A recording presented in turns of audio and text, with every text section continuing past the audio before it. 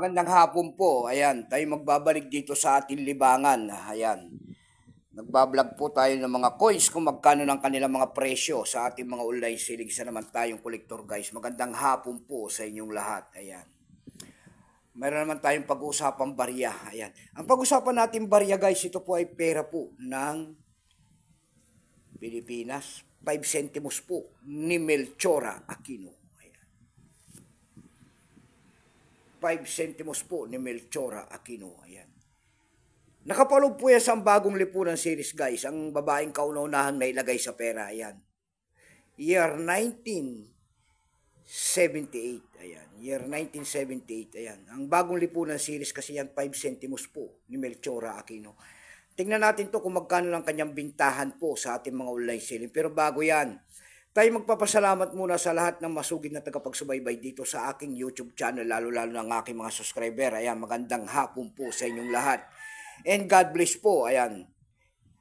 Maraming salamat din po sa mga masugid na tagapagsubaybay ko dyan sa aking FB page. Lahat po na nakapalo sa aking FB page, thank you so much. God bless at magandang hapon.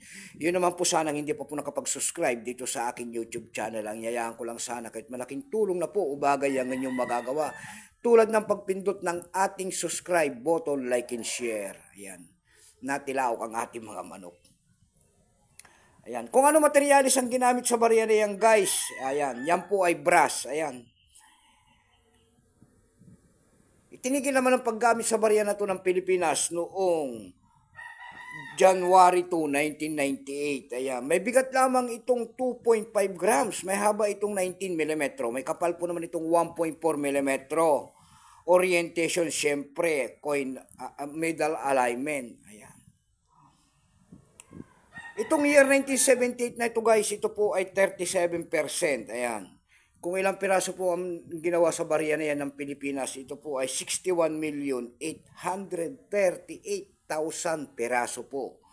May price appraisal na rin po yan kung tawagin ng ating mga kolektor doon sa ating numista. Ayan. Yung kanyang extra time po presyo po ay nagkakahalaga yan ng 34 pesos. Yung kanyang almost uncirculated naman ay 41 pesos. Uncirculated po nito ay nagkakahalaga yan ng 50 pesos. Ayan. Dako naman tayo sa kanyang presyo, guys. Doon sa ating eb.com, mayroon tayo nakita nagbebenta nito ng $4.54. Nasundan po yan ng $2.85. Yung pinakamababa po ay $2.25. Ayan. May 100 na rin po ang bintahan.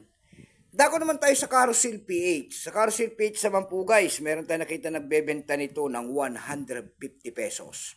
Nasundan po yan ng 85 pesos. Ayan lamang po ang aking babaging kanyang presyo ng coins na yan. At magandang hapon po.